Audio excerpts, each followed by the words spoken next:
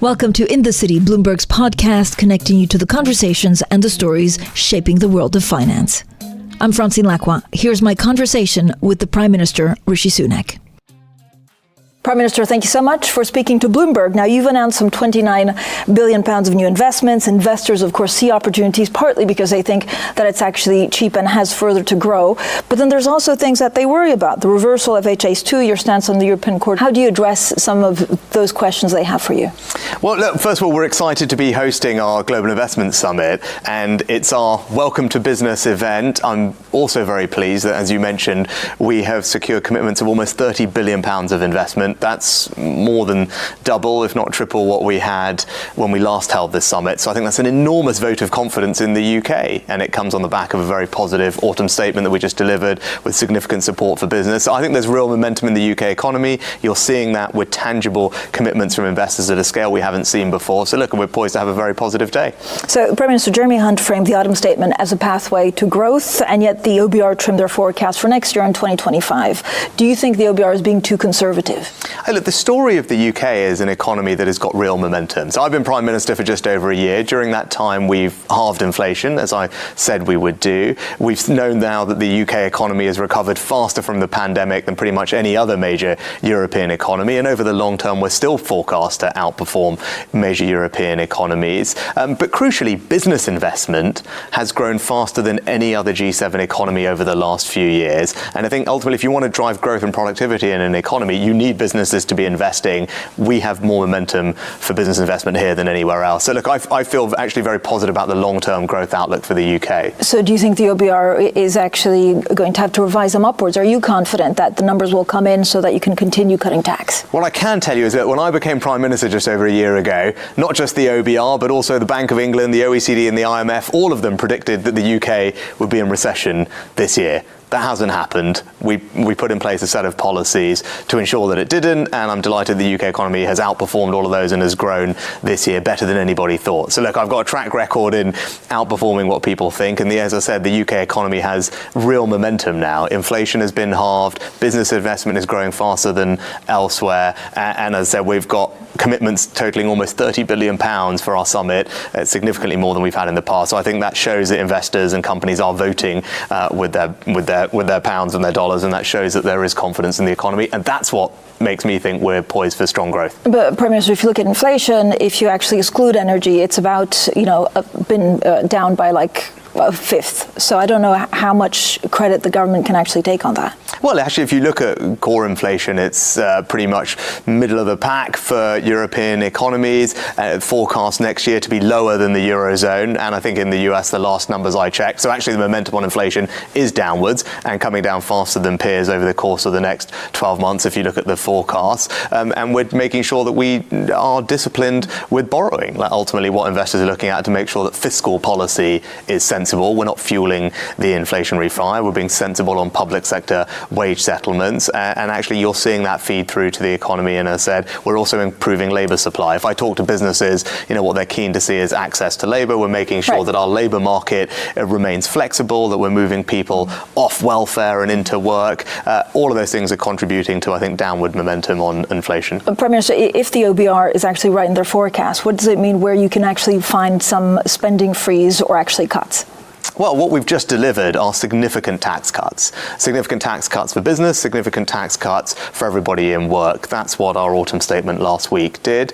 They were the biggest tax cuts in one event since the 1980s, just to give people a sense of scale. For business, what we're doing is making full expensing permanent. So we will be the only major G7 economy, certainly, and even broader than that, where you get a total write-off against your taxes for capital investment. That's an incredibly generous regime to attract business investment. And it comes on top of the fact that our corporation tax rate here is lower than any other G7 economy. And when it comes to individuals in work, we've just delivered a very significant personal tax cut that will put £450 extra in the bank accounts of a typical person in work over the next 12 months, which will also be good for consumption as well. That you have to find money in, for example, departments where you know that voters actually want you to spend more in certain departments.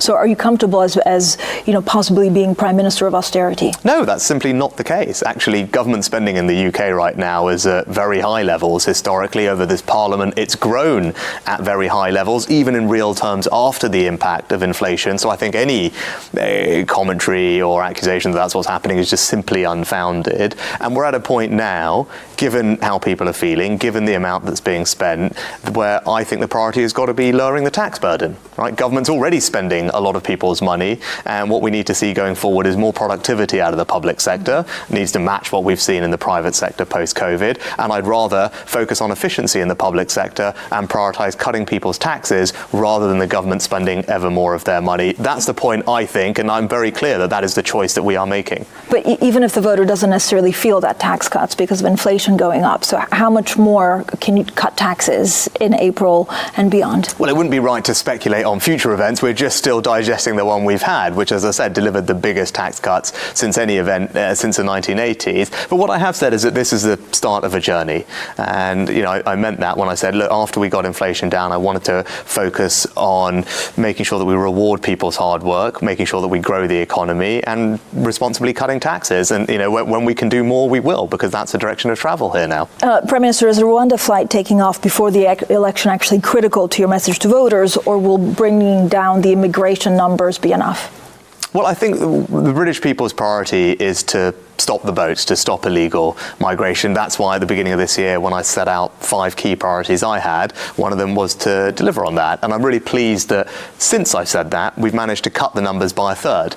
Now, when I got this job, they had gone up and up and up. They'd actually quadrupled in the past few years. But for the first time, they're now coming down. And not down by a little, down by a lot, down by a third, when in the rest of Europe, they're going up. So we're making progress, but I do want to deliver on our Rwanda plan, because that's how we will finish the job. And we're going to do everything that I deem necessary to make that happen. So when, Prime Minister, will you publish a treaty and bill on Rwanda, and will the bill actually contain this notwithstanding clause so you can ignore future legal judgments? What I've been very clear on is that we will address all the concerns that the courts have raised about Rwanda. I would gently point out that the United Nations themselves have used Rwanda for migrant resettlement schemes in the past, and we've worked with the Rwandan government to put in place a treaty which will reassure everyone and address all the concerns that have been raised, and then Parliament will be given the opportunity to scrutinise that and also demonstrate that it believes that Rwanda is safe for this type of program. But what does that mean, Prime Minister, that you will push it, even if it means going against the European Court? I think we can act completely in compliance with our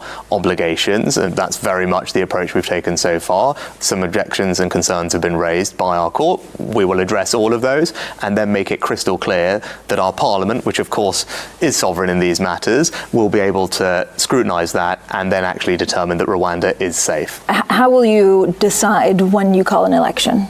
Again, that's something that we announce in the normal way.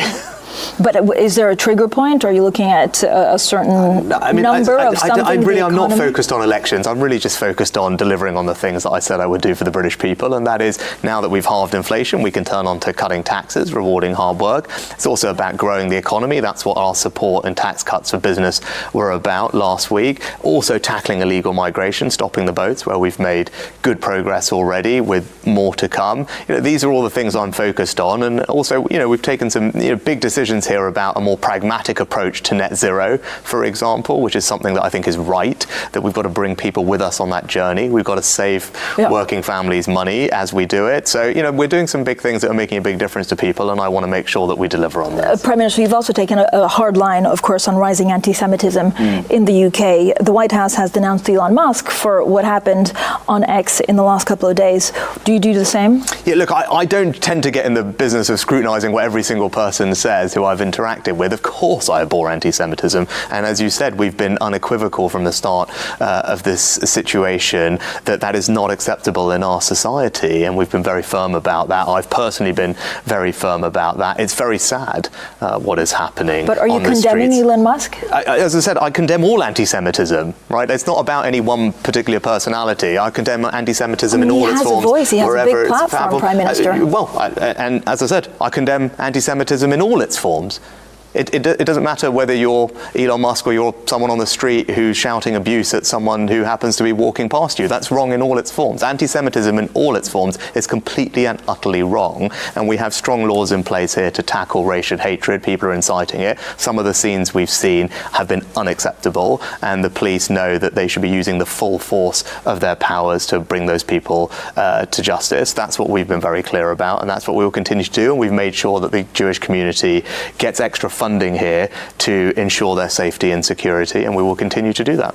Prime Minister, what kind of plan do you have for Gaza? When do you think the fighting will stop, and can the UK actually be involved in the peacekeeping role afterwards? We've been consistently clear during this awful tragedy that Israel does have a right to defend itself. It should do that in accordance with humanitarian law, and we've also consistently called for sustained humanitarian pauses where aid can get in, but also hostages can come out, and I'm glad that that is now happening, and I think all of us will have seen some of the scenes over the past day or two and found that very heartening. It's important that everyone honours the agreement and we can continue to see more progress, and we will be continuing to talk to all our partners in the region, whether that's the Americans, the Israelis, the Egyptians, the Qataris, to make sure that we can see this through. Is the UK still for a two-state solution? Always has been and will continue to be, and we need to redouble our efforts towards that, and that's something we've been very clear about. And I spoke to the Palestinian president when I visited the region specifically about this. The UK will do everything it can to help the Palestinian Authority. We do need to look to the future of Gaza post-Hamas and actually make sure that everyone in the region can look forward to a future where they can live lives of dignity and security and opportunity. That's the vision that I think all of us share, but we've got to redouble our efforts to bring that about. Prime Minister, thank you so much for your time. Thank you very much. Thanks for listening to this bonus edition of In the City. This episode was hosted by me, Francine Lacqua. It was produced by Summer Sadi. Additional editing by Blake Maples. And special thanks to the Bloomberg team for putting this interview together, and of course the Prime Minister for his time.